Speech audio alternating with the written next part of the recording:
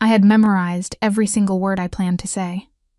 For 3 consecutive nights, I stood in front of my mirror at 12:30 in the morning, keeping my voice down to a whisper so the estate staff would not catch a sound through the plaster. I went over the lines while putting away clothes I was no longer expected to touch, simply because I now had a team of people hired to do exactly that. I repeated the speech in the tub, out on the grounds, and stuck in the back seat of the SUV, while Enzo drove me to the drugstore in total silence for 20 minutes. That quiet was standard, of course, since conversation in this place only happened when absolutely required. I am letting you go, Julian. That is all this means. I am letting you go. The documents rested inside a beige envelope, perfectly printed and officially binding. I had discreetly acquired them from a lawyer on the outskirts of town, a man whose business card I had discovered hidden deep in my late father's office. I kept it a total secret. I even used an old coin-operated public phone to make the call. They were rare these days, but my education over the past 13 months had taught me to find them. Living on the margins of Julian Falcone's empire meant figuring out how to make your words vanish before they could be weaponized against you. That dark education was exactly what broke my spirit, the gradual, suffocating realization of what surviving in this environment actually required. Now, it was 11:42 on a Thursday night, and I was pacing down the grand hallway of the Falcone property. I held the envelope tightly against my heart with both hands, clutching it as if the pages might suddenly try to run away. The house was enormous and mostly dark at this hour. Marble floors, ceilings so high the chandeliers hung in shadow. It had never felt like mine, not once in 13 months, and I had stopped trying to make it so around month 4, when I finally understood that this marriage was a transaction, and transactions did not require nesting. Light bled under the study door. He was always there late. I did not know everything he did in that room. I had learned not to ask questions I did not want answered, but I knew it involved calls that lasted hours, documents that traveled by private courier, and men who arrived in expensive suits and left looking slightly smaller than when they had arrived. Julian Falcone had a way of making rooms feel like they had been waiting for him specifically, like the dimensions of any given space quietly rearranged themselves to accommodate the gravity of him. I knocked twice, not because I was being polite, because I was giving myself 2 more seconds to turn around. "Come in." His voice was the same at midnight as it was at noon, even unhurried, like everything that mattered had already been accounted for and time was just a formality. I opened the door. He was at the desk, dark wood, enormous, covered in papers that he managed to make look organized. He had his jacket off, hanging on the back of his chair, sleeves rolled to his elbows, dark hair, silver just beginning at his temples, sharp jaw, eyes that were a specific shade of gray that I had never seen on another human being. The kind of gray that happened in skies before bad weather. He looked up when I entered, and his expression did not change because it never changed. But something in those eyes did. A slight adjustment, attention fully given, Clara. Not a question, not surprise, just my name placed down like a card. I stopped, my rehearsal evaporated. "I have something for you." I walked to the desk, my heels were quiet on the Persian rug. I set the envelope down in front of him and stepped back like I had handed him a lit match and needed the distance. He looked at it, then at me. Then he picked it up, and I watched his hands, careful, precise hands, the kind of hands that had done things I preferred not to know about, as he opened the flap and slid the papers out. He read the whole thing, every page, every legal clause, every carefully worded statement about the dissolution of our marriage. I had expected him to stop at the first paragraph, to look up, to say something. He did not. He turned each page slowly and read, and I stood with my arms wrapped around my own waist and watched him. And the silence in that room was the loudest thing I had experienced in 13 months. "I had them prepared by someone independent," I said because I could not stand the quiet anymore.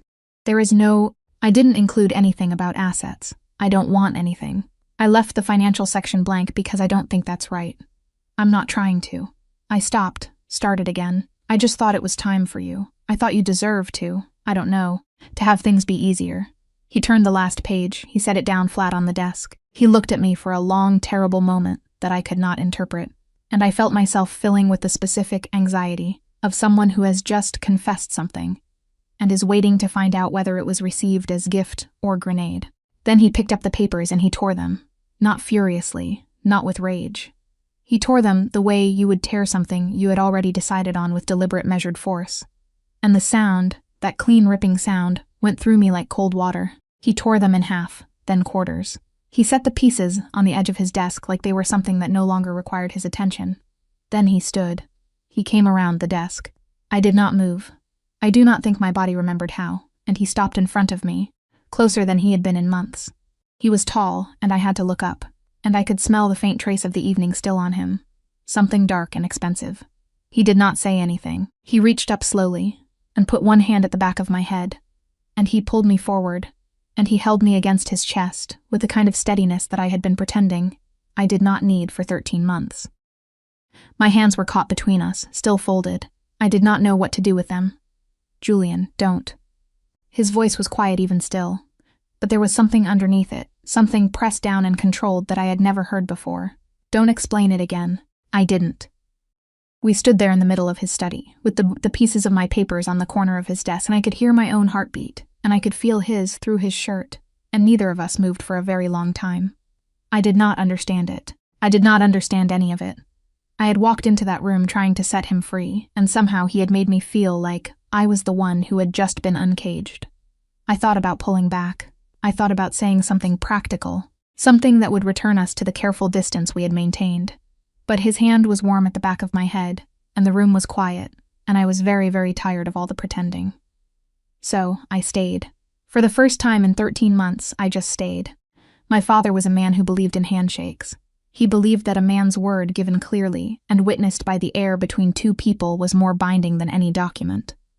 He told me this when I was 7, when I was 12, when I was 19, and leaving for university. He believed it with the kind of certainty that made it sound like gospel, and not, as I eventually understood, the quiet philosophy of a man who had shaken hands with the wrong people and was slowly being swallowed by it. His name was Arthur Vance. He had run a mid-level import business out of a converted warehouse in the Port District. Shipping manifests, customs brokers, a small network of trucks and drivers and logistics men he had since he was young. For most of my childhood, it was enough. We weren't wealthy, but we weren't afraid. The house was warm. There was always food. He took me to the cinema on Sundays. What I didn't know until he was already sick. When the hospital had become our second home, and the doctor spoke to me in the hallway because he couldn't hear their honesty, was that the import business had been absorbing money that didn't belong to him for years. Not stolen, exactly. Borrowed, he called it once in a morphine-soft moment when his guard had come down. I borrowed, Clara. I always meant to return it. The people he had borrowed from were the Falcone family. Not borrowed by the time I understood the full picture. Owed 3 years of growing debt and missed installments, and favors done in exchange for patience. By the time my father died, 4 months after the diagnosis, faster than anyone expected, the number attached to our family name was substantial enough that it had a physical weight. I was 23 years old, and I had a degree in graphic design, and a small portfolio of work, and a flat in the city I had been renting for 11 months. And I received a phone call from a man who told me very politely that he represented certain interests, and that there was a matter that required my attention. I almost ignored it. I didn't because something in his tone reminded me of my father, not of the man he was at his best, but of the man he became in those last months, when he looked at me with an apology in his eyes that he never quite said out loud. The meeting was held in a private dining room of a restaurant I would never have gone to on my own. There were 2 men at the table when I arrived. One I would come to know as Rocco, Julian's second, a compact man with a pleasant face and unpleasant eyes. The other was Julian Falcone himself. I had not expected him to be there. I had not expected him to be what he was. I had formed a vague image during the drive over, older, softer, the kind of man who accumulated debts at a distance and collected them through intermediaries. The man who stood when I entered the room was none of that. He was 31 then, composed and quietly watchful, and the restaurant seemed to understand that he was the most significant thing in it. He explained the situation with the directness of someone who considered dishonesty a waste of time. The debt, the options. None of the options were good. And then he said that there was a fourth possibility, one he was offering not as a demand, but as a practical arrangement, marriage. He needed a wife, not for love. He made that clear without making it unkind. He needed a legal, social wife for reasons that existed in the gray territory between business and politics. A counterweight to certain pressures being applied to his family's position. He wanted someone not from his world, someone clean, as he put it, in a way that was not demeaning, but was painfully precise. The debt would be dissolved. I would have security. I would have his protection. The arrangement could be revisited in 2 years if either of us desired otherwise. I said no. I drove home and sat in my small flat and cried for an hour. Then I thought about the alternative. I thought about what 3 men in the hallway of the hospital had said to my father when they thought I wasn't listening. I thought about the word collected and what it meant in a language where hands shook to seal the wrong kind of deal. I called the number they had left. The wedding was small and legal, and happened on a gray morning in November, 13 months before I walked into his study with those papers. There were no flowers. There was a brief lunch at the restaurant where we had first met, attended by Rocco and one of Julian's aunts, who patted my hand and said nothing. I wore a cream dress I had bought from a department store rack. Julian wore a dark suit and was impeccably composed throughout, which I appreciated because if he had been kind, I might have actually broken down. And then I moved into the estate, and the careful distance began. He was not cruel. That was the thing that complicated my understanding of everything. He was not cold, exactly. Cold implied indifference, and Julian was never indifferent. He was contained. He was present in the house, but occupied in a way that left little room for anything that wasn't essential. He had his world, and it was enormous and demanding and dangerous. And I had mine, which consisted of the East Wing guest suite, a studio he had set up for my design work, a garden I walked in when the anxiety got too big for walls, and the slow, painful education of learning to live beside someone without knowing them. He always knew where I was, not intrusively. I wouldn't find out until later exactly how he managed this. But there was never a moment in those 13 months when something in his attention wasn't turned in my direction. I just didn't understand it then. I thought it was management. I thought it was the careful administration of his investment. I thought I was a problem that had been solved and filed. The night I brought him those papers, I had been thinking about his freedom for 3 weeks. I had watched him in a conversation with a man named Mancuso, a political contact, large hands, small eyes, the kind of man who laughed to fill rooms. And Mancuso had said something about domestic complications, and looked directly at me. And something had moved across Julian's face that I had never seen before. Not anger, not embarrassment, something quieter, something that looked briefly like pain. I had decided, then I had borrowed his name and worn his ring, and lived inside the protection of his world for 13 months, without contributing anything, and the least I could do was give him back. The option to have a life that wasn't weighted by my presence, a real life, whatever that looked like for a man like him. I hadn't accounted for him tearing the papers apart. I hadn't accounted for the way his hand felt at the back of my head, or the way I'd had to bite the inside of my cheek to keep from making any sound at all. I didn't sleep that night. I lay in the guest suite, my room, still the guest suite after 13 months. And I stared at the ceiling, and I tried very hard to understand what had changed and what it meant, and whether I was a fool for feeling something warm, where I had spent an entire year cultivating careful emptiness. I decided I probably was. I decided I should be more careful.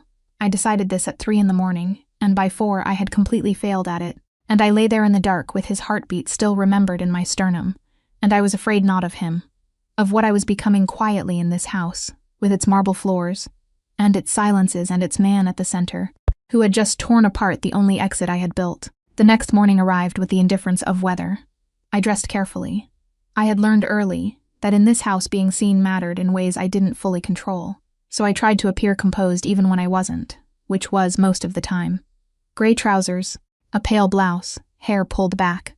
I looked in the mirror like someone attempting to take up as little space as possible while still technically existing. Breakfast was usually solitary for me. Julian was gone early and back late, and the kitchen staff were professional and warm in a distant way, and I ate my toast and my coffee at the small table by the garden window, and read or scrolled my phone, or simply watched the morning happen. It was a routine I had made my own through repetition, and the quiet persistence of someone who had no better option. But when I came downstairs that morning, Julian was still there. He was at the long dining table, documents spread around him, a second coffee halfway through. He looked up when I entered. He did not say good morning. He watched me cross to the kitchen doorway, watched me come back with my coffee, and then he pulled out the chair to his left, not across from him, to his left, which was proximity he had never offered before, and said nothing, which was somehow louder than an invitation. I sat. We ate in silence. His silence, though, felt different from the silence of every other morning. It wasn't the silence of two people who had nothing to say. It was in something else, something with weight in it, texture, like a room that has just held an argument and not yet aired. At 7:45, Rocco arrived. He came through the side entrance the way he always did with two other men behind him. Faces I recognized by now, Enzo and a younger one named Gino, and he stopped when he saw me at the table, and his expression did the very specific thing it always did when I was present. A contained professional neutrality that told me nothing. "Morning," Rocco said. "We have the Sever situation," Julian said, which was apparently enough of a response. He gathered his papers, stood, and then he looked at me. "Stay in the house today, Clara. Not a request, not an explanation, a fact." Placed calmly, I was going to the studio. I meant the small design office I had started renting on the far side of the city, 3 hours a week. A tiny threading of my old life into the new one. Not today. He picked up his coffee, drained it, and followed Rocco toward the east corridor, and the three of them disappeared in the direction of the private meeting room. And the door closed, and I was alone at the long table with a piece of toast, and a very sudden, very complete awareness that I had been told. I sat with the feeling for a while, trying to untangle whether it made me angry or something else. It made me something else that was worse.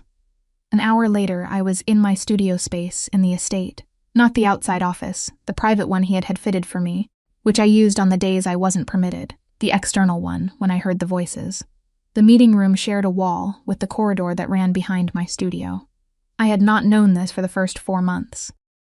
I had discovered it by accident on a night when I couldn't sleep, and walked the house at 2 a.m, and heard a voice coming through the plaster that made me press myself flat against the wall and stop breathing.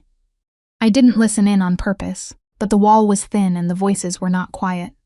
And when you have been living in a house of careful silence for over a year, sound carries, meaning the way water carries cold. Rocco was speaking. "The Rossetti people were at the port last night, 3rd time this month. They're not buying. I know if they're moving on the Sever contracts. They're not moving on the contracts." Julian's voice even. I could picture him standing at the window that faced the rear garden, which is where he always stood in that room. "They're moving on something else." A pause. "The girl," Rocco said carefully. "Clara, silence. They've been watching the estate perimeter twice a week for 6 weeks," Rocco continued. "The external drop points are inconsistent. They know about the marriage. Everyone knows about the marriage. They know she's not from our world, that she has no protection of her own." Another pause, longer, the kind that preceded decisions. "Double the East Gate rotation," Julian said. "And I want to know who Rossetti is speaking to inside the city, Julian." Rocco's voice was the same careful neutral it always was, but there was something underneath it. "If they're using her as leverage, if that's what they're building toward, you need to make a decision about exposure." The silence that followed was the longest one. "I've already made it," Julian said. I didn't hear anything else. I stepped back from the wall and sat down on my studio floor, which I had never done before. I sat there for quite a long time with my back against the wall, and my knees pulled up and my design tablet forgotten on the table, and I understood several things in quick, cold succession. The first thing I understood was that I was in danger. Not the theoretical kind I had been keeping at the edges of my awareness for 13 months, the specific named organized kind. There was a family called the Rossettis, and they were watching me, and they had been doing it for 6 weeks, and I had not known. The second thing I understood was that Julian had known. The third thing, and this one took the longest to settle, this one I turned over and over on that studio floor, like a sister. I wasn't sure I wanted to look underneath, was that he had already made a decision about me, about keeping me, and he had made it before I walked into his study, with those papers. Before the envelope, before the tearing, I had thought I was setting him free. He had already decided I wasn't going anywhere. I pressed my palms flat against the cold floor and tried to breathe slowly and thought, "You should be angry about this. You should be furious. You should feel trapped." I waited for the anger. It didn't come. What came instead was something quieter and more confusing and entirely unwelcome. And I sat with it on the floor of my studio for the better part of an hour before I trusted my legs enough to stand up again. The message arrived on a Tuesday. I found it slipped under the garden gate, not the main entrance gate, the small iron one, at the back of the property that opened onto the service lane, the one I used on mornings when I walked the perimeter for air. The envelope was cream-colored, plain, my name written on the front in careful, unfamiliar handwriting. Clara, not Mrs. Falcone, not a formal address, just my first name written by someone who knew me as a person and not a position. I stood in the garden with the morning still soft around me, dew on the hedges, the smell of someone's breakfast coming from the kitchen, and I looked at that envelope for a long time before I opened it. Inside was a single card printed, not handwritten. The text was brief. You married a dangerous man. You don't have to stay. We can help you leave safely, quietly, with your life intact. Think about it. When you're ready, leave a white handkerchief on the East Garden fence before noon on any given Thursday. No signature, no contact information. Just that clean, confident, patient, the card of people who had done this before and knew how to make a door look open. I stood there and read it 3 times, and then I lied it back into the envelope and put it in the pocket of my cardigan and walked back inside and sat in my studio and shook. Not from fear of the card. That came later. I shook because of how immediately I had thought I should show this to Julian. Not I should take this seriously. Not this is my exit finally. Not someone is offering help. My first thought had been him, wanting to give it to him. And that told me something about the past 13 months. That I had been very carefully not admitting to myself. I didn't show him the card that day. I didn't know why exactly. Partly because I needed to think. Partly because the card had a logic to it. You married a dangerous man that I couldn't simply dismiss. I had married a dangerous man. I knew that. I had known it on the morning in November when I signed my name next to his and thought, "What have you done, Clara Vance?" But I had also on the floor of my studio understood something about the way he'd said I've already made it, and I was trying to figure out what those 2 things meant when placed together. I spent the week living with the card in my cardigan pocket. It traveled with me the way guilt travels, present and quiet, and occasionally taking up too much room. On Friday, Julian found me in the East Garden after dinner. He came through the side door and crossed the lawn in that unhurried way he had, hands in his trouser pockets, and he stopped beside the bench where I was sitting with my knees together, and my hands in my lap, and the card in my pocket, and a feeling like every wrong choice I had ever made was queuing politely to announce itself. "You've been quiet," he said. "I'm often quiet." I looked at him. The evening light made his eyes darker than usual, more charcoal than silver. "Not this quiet," I almost told him. The card was right there, a fold of paper, nothing, and I almost reached into my pocket and handed it over, and let him do whatever he did with threats, because he was clearly better equipped than I was. Instead, I said, I was thinking about my father, which was also true. So it was only half a lie which I told myself as I watched something in his expression open briefly and then close. What about him? Whether he knew. I looked at my hands. What he was doing when he started. Whether he understood where it led. A pause. He sat down beside me on the bench, which he had never done before, close enough that I could feel the warmth coming off him in the cooling air. "He knew enough," Julian said, quiet, not unkind. "Men like your father, they always know enough. It's the rest of it they find ways not to see. That sounds like a criticism. It's not, it's just what it was." He looked at the garden. "He was trying to protect you. He just ran out of road before he could." I didn't speak for a moment. "And you?" I asked. "Are you trying to protect me?" He turned to look at me slow, and that look, unhurried, complete. Like he had all the time in existence and was choosing to spend it on my face. Undid about 6 weeks of careful construction inside my chest. "Yes," he said. No elaboration. No warmth or chill in it. Just the word placed down the way he placed everything like a fact that had already been settled and did not require commentary. I nodded. I looked back at the garden. I thought about the white handkerchief in the cream envelope and the door that someone was holding open. I thought about what it meant to trust someone, in a world where trust was the most expensive currency. I didn't take out the card, but I should have. I should have taken it out right then on that bench, in that quiet evening, while he was sitting close enough that our arms were almost touching. I should have put it in his hand and let him read it, and let him handle it, because that was what he did. He handled the things that tried to harm me carefully, completely before they could grow. I didn't. I left it in my pocket, and that mistake would cost us both before it was over. He told me we were leaving on a Sunday evening. No warning, no extended explanation. Rocco was in the hallway when I came downstairs, and there were bags, my bags already packed by someone, which startled me, lined up beside the front door, and Julian came out of the study with his coat on and said, "We're going to the Blackwood property, tonight." "For how long?" "As long as necessary." I opened my mouth. "Pack anything from the studio you need." He looked at me steadily. "We leave in an hour." Rocco drove us in a car that was not the usual car, larger, darker, windows tinted to opacity. There was a second vehicle behind us that I couldn't see clearly. Gino was in the front. No one explained anything, and I sat beside Julian in the back and watched the city give way to motorway, give way to countryside, and tried to talk myself into asking what was happening. "The Rossettas made a move," Julian said at mile 14, unprompted. I went very still. Nothing direct, he continued. But direct enough that I want you off-site. He looked forward, not at me. The Blackwood property is outside their operational network. Smaller footprint, easier to manage. What kind of move? A beat. The kind that requires us to change arrangements. I thought of the card in my old cardigan pocket, left behind, now in the room I had packed in 40 minutes. I thought about the neat, careful text. We can help you leave.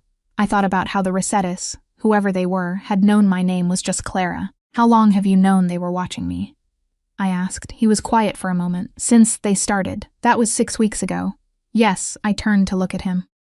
In the dark of the car, his profile was cut from something severe, jaw and cheekbone, and the line of his throat composed and forward-facing. And you didn't tell me. No. Why? He turned to look at me then, and in the darkness of the moving car, something crossed his face that wasn't his usual composure. It was something more careful than that, something that had been considered at length before being carried. Because I didn't want you afraid without reason, he said, and because knowing wouldn't have changed what you could do. I could have been careful. You're not trained for this kind of careful. That should have made me angry. The condescension of it, the quiet assumption that I was too small for my own information. And maybe it did make me angry, a thin, clean thread of it beneath the other things. But the other things were louder, and one of them was this. He had been watching a threat build for 6 weeks and had said nothing to me because he did not want me afraid, and I didn't entirely know what to do with that. The Blackwood property was 2 hours outside the city. It announced itself through a long iron gate and a private road lined with old trees, and when it came into view, it was a low stone manor house, smaller than the estate, darker in color, surrounded by grounds that fell away toward a lake on 3 sides. It looked like the kind of house that had been built with privacy as its primary architectural principle. Rocco and Gino made a sweep of the building before we went inside. Standing in the drive with the night air cool and the smell of water on it, I watched Julian watch them move, and I understood for the first time in a way that my body understood, rather than just my mind, the calculation of it, the constant assessment of space and risk and position. He stood with me behind him, not quite touching, one hand loose at his side, and he watched the building like it might rearrange itself without permission. Inside, the property was spare but warm. Someone had prepared it. Fires lit in 2 rooms, food in the kitchen, clean sheets on the beds. There were 3 bedrooms. Rocco and Gino took the 2 closest to the entrance. Julian showed me the 3rd.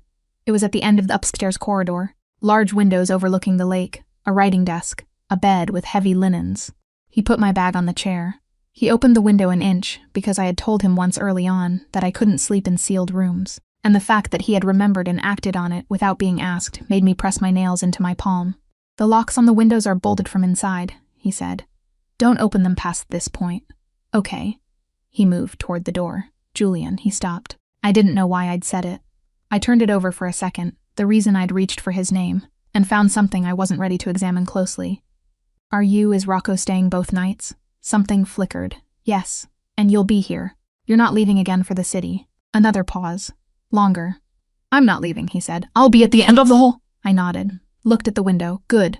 Good, I said quietly, which was more honest than I'd intended. He left. I heard his footsteps down the hall, unhurried as everything he did, and I sat on the bed in the spare stone room, with the lake visible in darkness beyond the glass, and tried to have a measured, rational relationship with the fact that I was glad he was staying. In the days that followed, we existed at a reduced distance. There was nowhere to retreat to in the Blackwood house. No long corridors, no separate wings. We ate at the same small table because there was only one table.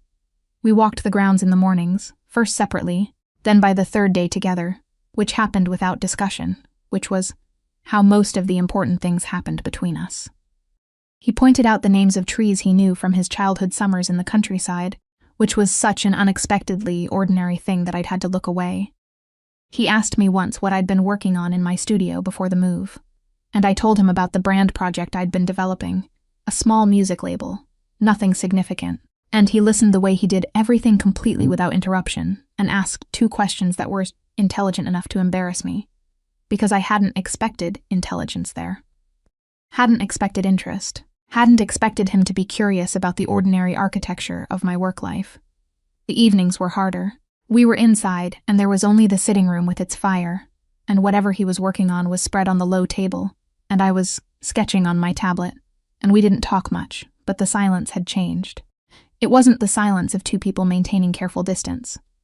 The silence of two peoples who had stopped needing to maintain it quite so hard and weren't sure what to do next.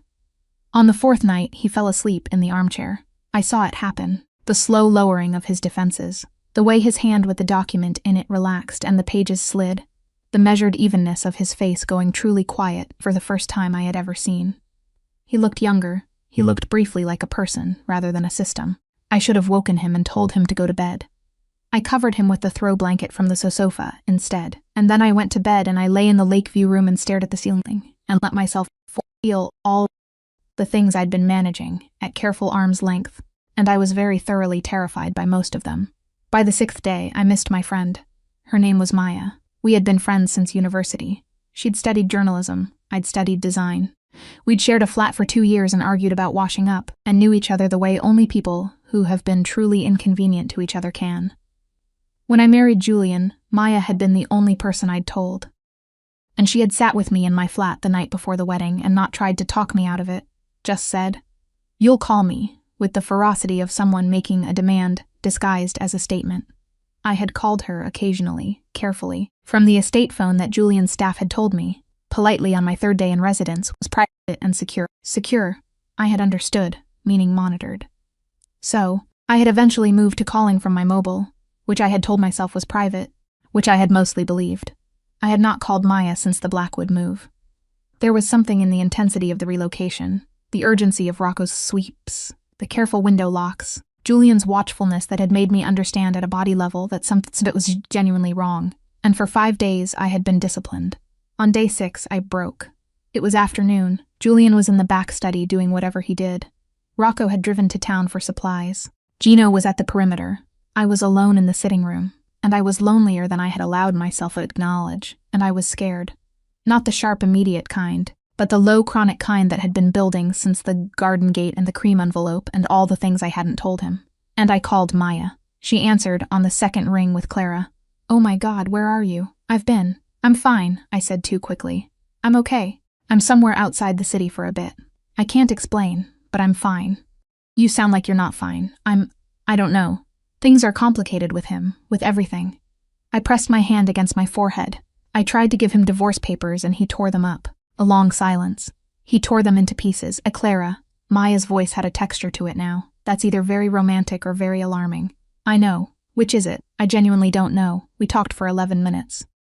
I know because I watched the call timer on my screen, telling myself I would stop at 10, and then at 11, and then cutting it off myself, with a sharpness that surprised Maya because something had moved in the house. A door, a footstep, and I felt suddenly viscerally guilty in a way I couldn't articulate. I needn't have bothered cutting it off. The damage was already done. I wouldn't understand this for another 48 hours when Rocco came back from the perimeter, at 9 in the evening, with a different energy to him.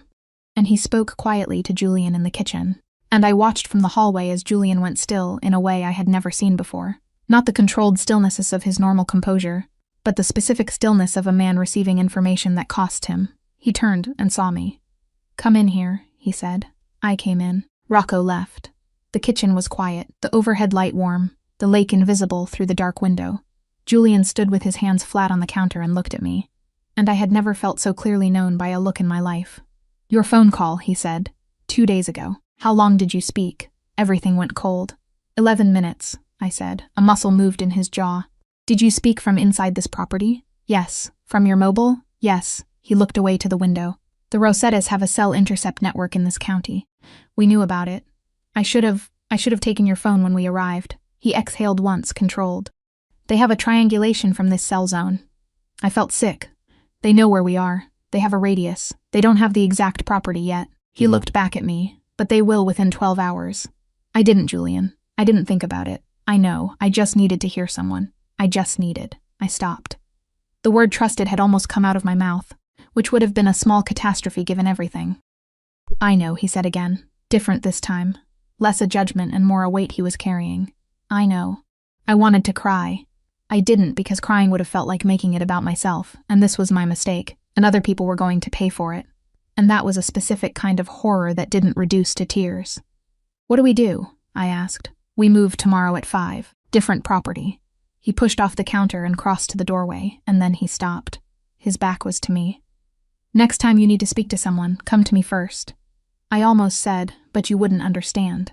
I almost said I needed someone who knows me. I almost said the truly honest thing, which was that the reason I had called Maya was because the things I was feeling about him had become too large to carry alone in this house, and I hadn't been able to go to him with them directly. I said none of that. Okay, I said. I will. He left. I stood in the kitchen for a very long time after, not crying, just feeling the specific texture of having made a mistake that had weight, real weight, the kind that falls on more than one person. I pressed my hands flat on the counter the way he had, and looked at the dark window, and thought about the cream envelope and the card and all the things I'd chosen not to hand over. And I understood that I had been managing information like it belonged only to me. And in this world, in this particular life I had agreed to, nothing worked that way. I went and knocked on the back study door. Yes, I opened the door. He was at the desk already making calls. He looked up. There's something else, I said. I told him about the card. He listened to all of it without interrupting. I told him about the garden gate, and the cream envelope, and the card with its neat patient text, and the white handkerchief invitation. And while I spoke, he leaned back in his chair and watched me the way.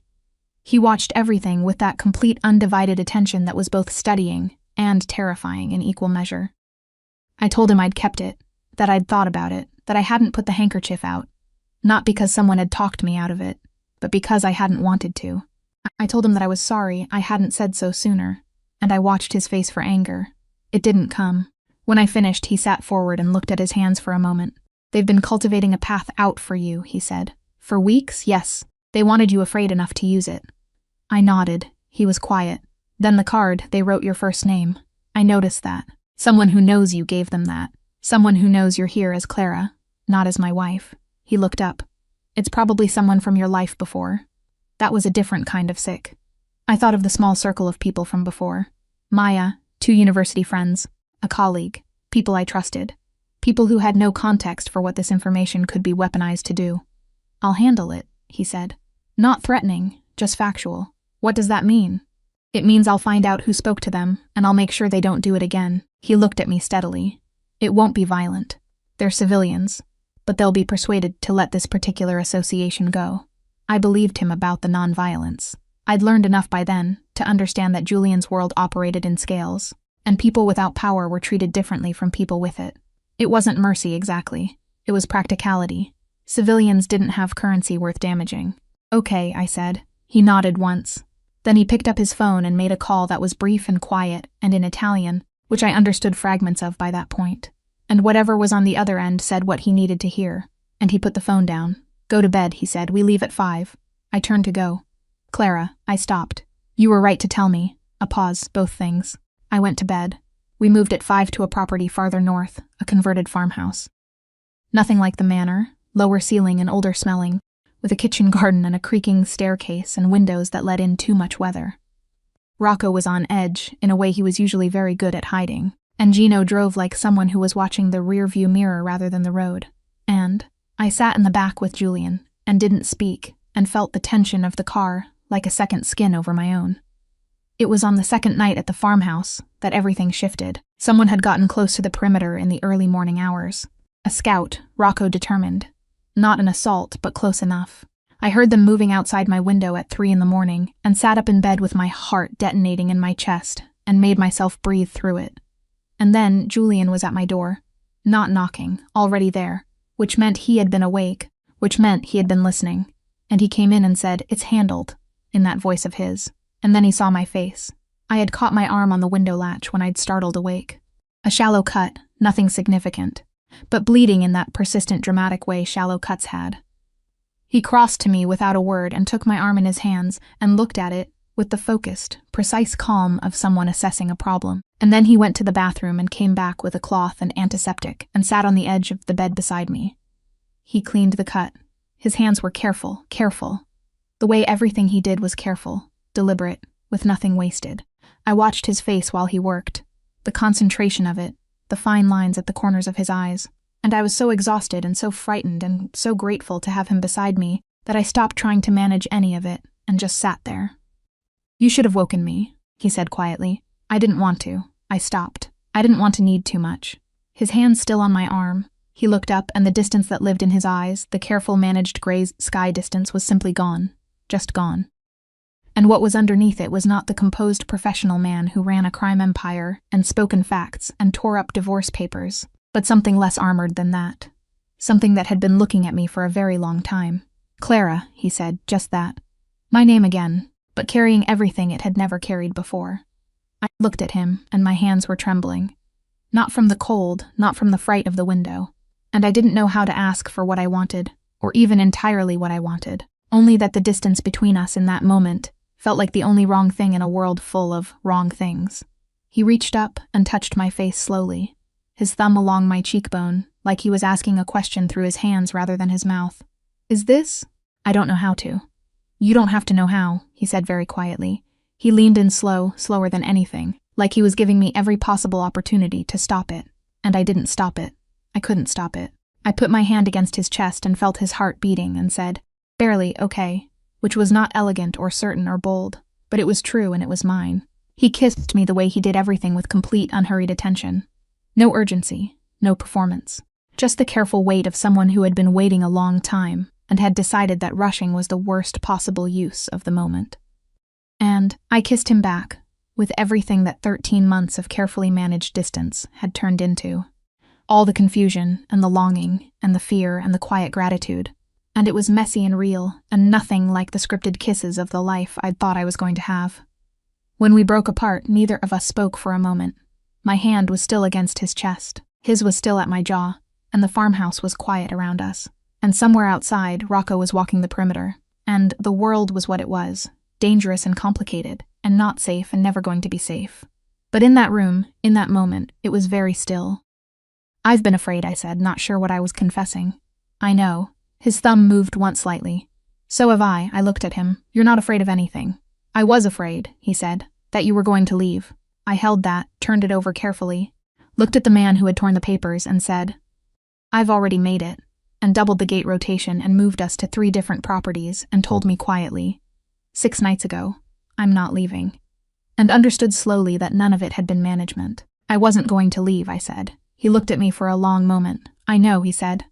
Now we sat on the edge of the bed, and the night sat around us, and the fire had burned down in the grate, and it was cold enough that eventually he reached for the blanket at the foot of the bed and pulled it around both of us, and we stayed like that. Just that, until the window turned gray with morning, and Rocco knocked on the door, and the world remembered itself. The attack came 3 days later.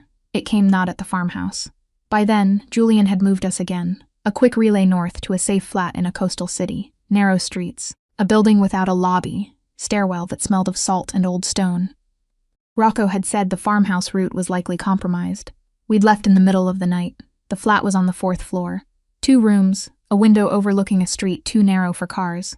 I had stopped being surprised by the places we moved through, which told me something about how much had changed in me since the estate, since the marble floors and the guest suite, and the 13 months of careful maintenance. It was a Tuesday when it happened. Julian had left the flat that morning.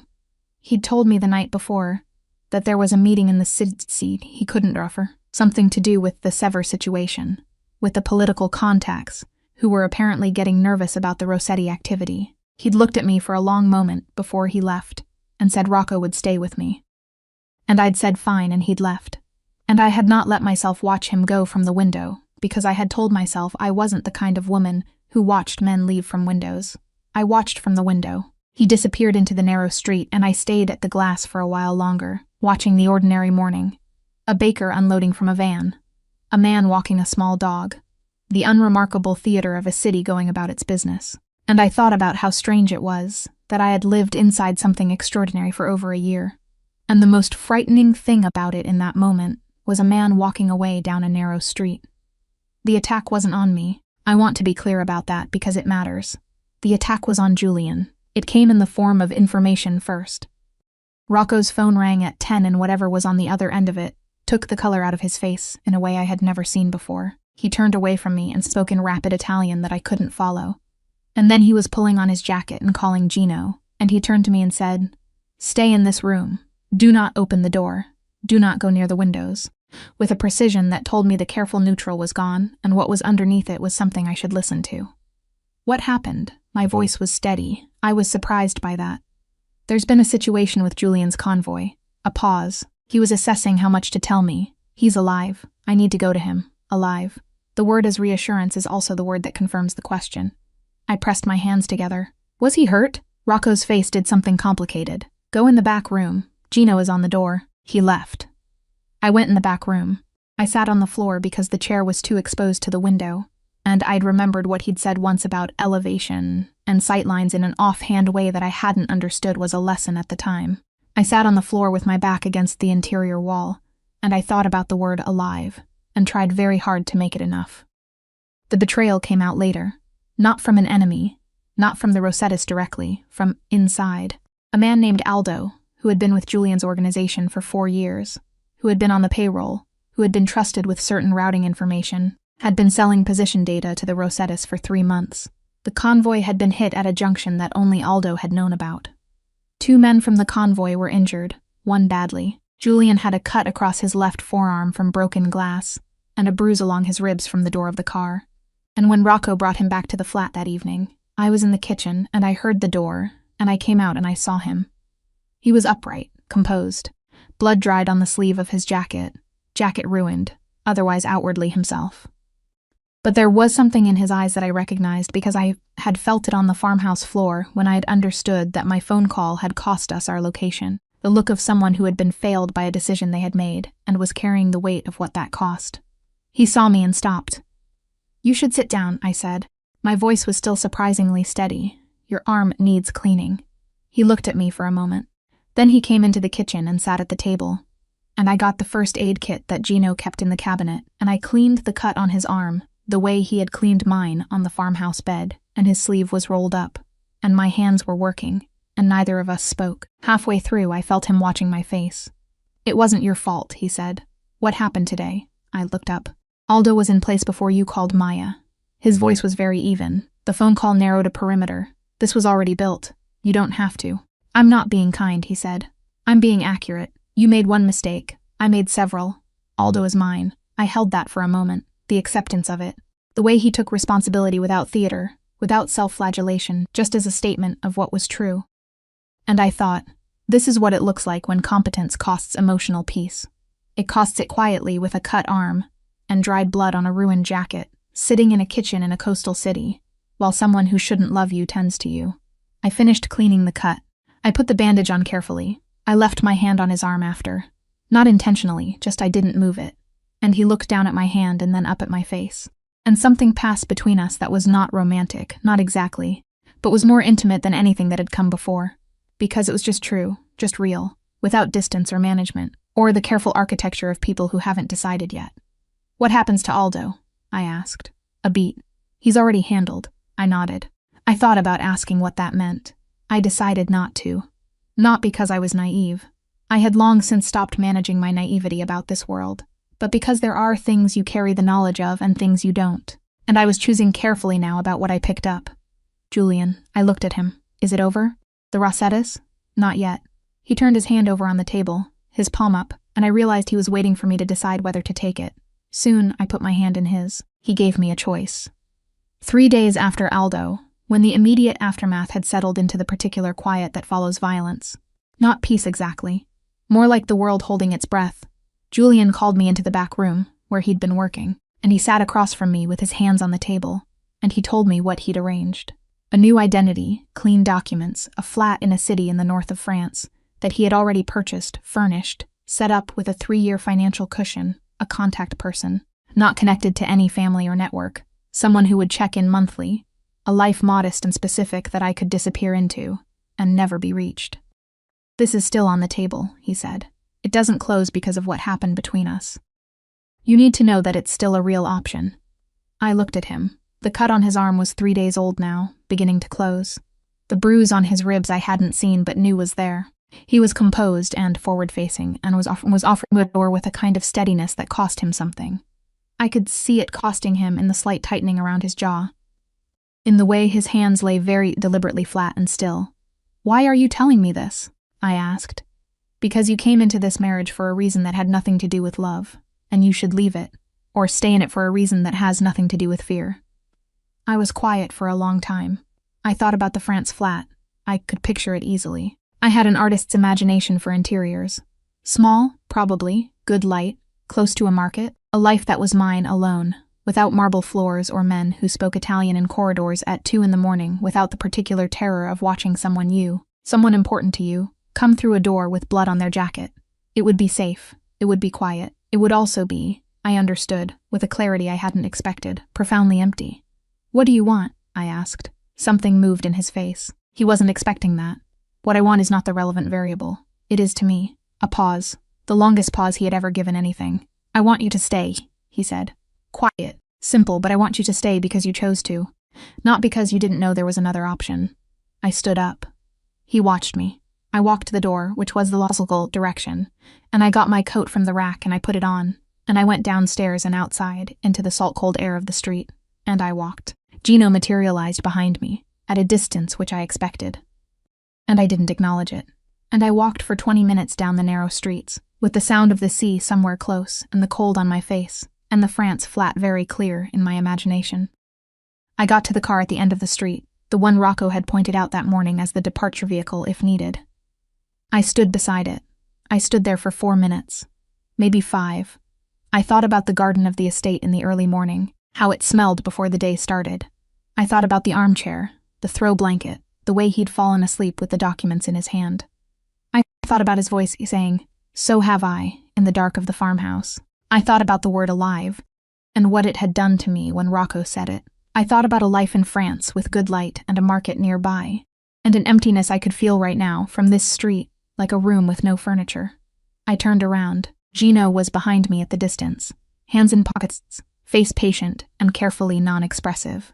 He had the look of a man who had been in this situation before, waiting to see what women in important situations decided.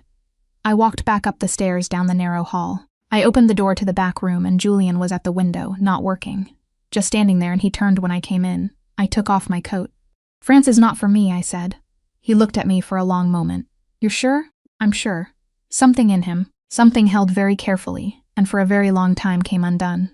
Quietly, the way snow comes off a roof, when the temperature shifts a single degree, he crossed the room and he pulled me against him, and his arms were very tight around me, which was not his usual careful measured restraint, and his face was against the top of my head, and I pressed my hands flat against his back and held on, and we didn't speak. And neither of us made it anything other than what it was. We stood there for a long time. "You're not going to make this easy," I said eventually into his shirt. "No." I could feel him almost smiling. "Probably not." "Good," I breathed. Easy was boring. The Rossetti situation ended in the last week of the following month. I wasn't there for the ending. I wasn't meant to be, and I didn't ask to be, which was its own kind of growth. The understanding that there are parts of this life that operate outside my visibility, and that choosing to love someone in it means choosing to trust what you can't see. Julian was gone for 48 hours. Rocco with him. Gino stayed with me in the coastal flat, and I worked on my design project and cooked because it gave my hands something to do, and I waited. He came back on a Tuesday morning. No blood this time, just tired in a way he rarely let show. He sat in the kitchen and drank coffee, and I sat across from him, and neither of us rushed. "It's done," he said. "The Rossettis won't be moving against this family again. There are arrangements in place that they'll respect." I thought about what arrangements meant in his language. I had stopped requiring this knowledge translated. "And the person who gave them my name?" I asked. "The one from my old life who had handed a detail to the wrong people. A woman you knew from university, Jenna." He looked at me. She was paid. She didn't understand the full picture of what she was facilitating. A pause. "She does now. She'll leave it alone." I thought of Jenna briefly. A face from a lecture hall, a person I'd known in passing, who had apparently sold a small thread of my life for reasons I would never fully know. I sat with the feeling. It was sadder than I expected, less angry than it might have been earlier. "Thank you," I said, "for not." "She wasn't the threat," he said. "She was used as one. That's a different thing." I nodded. I looked at my coffee. "I want to call Maya. I'll set up a secure line. No hesitation. You can speak to her properly." I looked up. He was watching me with that particular quality of attention that I had spent 13 months not understanding, and now understood too well to pretend otherwise. "Can I ask you something?" "Yes." "The night I brought the papers." I paused. "You already knew about the Rossettis. You already knew they were building something. Why didn't you? Why didn't you just tell me? Come to me and say stay. Here's why. You tore them up and pulled me back and said, don't. You didn't explain. He was quiet for a moment, set his coffee cup down. I didn't want to keep you, he said, because you were afraid to leave. I wanted you to know that you could go and still choose not to. He looked at me steadily. I needed to know you weren't staying out of obligation or debt, or because my name was dangerous enough to make leaving feel impossible. And if I had left, I asked. If I'd called the number on that card, a beat, I would have let you. He said it with difficulty, which was a kind of difficulty I hadn't seen before. Not the controlled management of a man handling a threat, but something more fundamental, more private. I would have been very angry about it, he said. But I would have let you. I thought about that. I thought about him standing at a window somewhere, knowing I had chosen the France flat, and the good light and the market. I thought about what that would have cost him. I thought about myself standing beside that car in the salt-cold street, and the 4 minutes I'd spent choosing. That was a terrible plan, I said. Something shifted in his face, a softening so brief and so complete that if I hadn't been watching I would have missed it. Yes, he said, in retrospect. I reached across the table and touched his hand, just that, palm over the back of his hand, fingers against his fingers. He turned his hand over and held mine. We sat with our coffee in the morning light coming in gray through the narrow window, the kind of light that didn't promise anything particular about the day, but was honest about what it was, and we didn't need to say anything more. This is the part where I try to tell you that everything was resolved and clean. That the world outside became safe, that the weight of what he was, and what his life required, and what it would always require, simply lifted and settled into a fairy tale. I could tell you that it wouldn't be true. What was true was this. We went back to the estate 3 weeks later. The marble floors were the same. The ceilings were the same. The long corridors and the high chandeliers, and the study with the good Persian rug, all the same. But I walked differently in them. I had the east garden room now, the one with the better light, and the view of the old oak. And the guest suite was being redesigned for something else, which had been Julian's instruction, and had been delivered to the interior contractor while I was standing beside him in the hall, which was his way of saying things he didn't make speeches about. Maya visited on a Saturday. She arrived in a car that Gino drove, which she found extremely funny, and she sat in the kitchen and drank tea, and looked around the estate with the specific expression of someone cataloging an enormous amount of information for later use. And then she looked at me and said quietly, "You're okay." "Yes," I said. "You look different. Probably." She leaned forward. Good, different. I thought about everything that had happened between the night I walked into the study with those papers, and the Tuesday morning kitchen, and the hand across the table. I thought about the farmhouse, and the France flat, and the salt-cold street. I thought about the woman who had practiced in the mirror quietly. "I'm setting you free," not knowing that the act of trying to free someone could be its own kind of declaration, and not knowing that he would hear it as one. "Yes," I said. "Good, different." Julian passed through the kitchen doorway, midway through the afternoon, and did the brief calibrated courtesy of introducing himself properly to Maya, which she received with excellent composure, and eyes that were absolutely taking everything apart. And then he looked at me across the room in a way that was quiet and complete and only mine and left. Maya watched him go. Then she looked at me. "Oh," she said simply. "I know," I said. "I know." She held her tea. "Are you safe?" I thought about the question properly, the way it deserved. I thought about what safe meant in a world where danger had a name and address and schedule. I thought about what safe meant when the person you love carries a world on their shoulders that could, on any given Tuesday, arrive with blood on their sleeve. I thought about all the things that were still true, the risks, the permanence of his world, the fact that peace in this life was always provisional, always earned, never simply given. "Not always," I said. "Not guaranteed." She nodded. "But yes," I said. Mostly in the ways that matter. She seemed to accept that. She was a journalist. She understood that honest answers were rarely symmetrical. That evening after Maya had gone, I found Julian in the study again. It was late. The house was quiet. The light was under the door the way it always was. I knocked twice, out of habit now, not hesitation, and came in. He was at his desk. He looked up. I crossed the room and sat in the chair across from him, the one I had ever sat in before, the one that was for meetings and conversations that mattered. And I put my feet on the edge of his desk, in a way that was an absolute breach of the formality that desk was designed for. And he looked at my feet. And then he looked at me, and something in his expression was so close to amuse that I felt it like warmth all the way down. "You're staying," he said. Again, not a question. A statement that was also, quietly, a miracle he was still getting used to.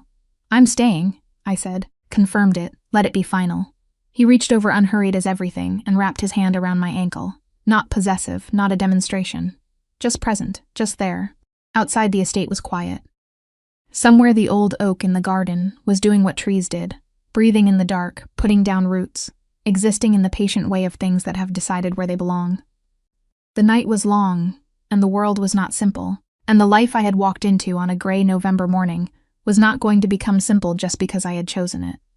But there was his hand at my ankle, and his eyes in the lamplight, and the torn pieces of an old envelope long since gone, and in the quiet of the study, I sat across from him and let the last of the careful distance dissolve finally into something truer and less armored and entirely my own. I had walked into this room trying to set him free. He had torn the papers. He had pulled me close, and I had stayed. Not because the world was safe, not because love makes things clean or easy or without consequence, but because the alternative, the good light, the France flat, the emptiness I had felt standing beside a car on a salt-cold street, was not living.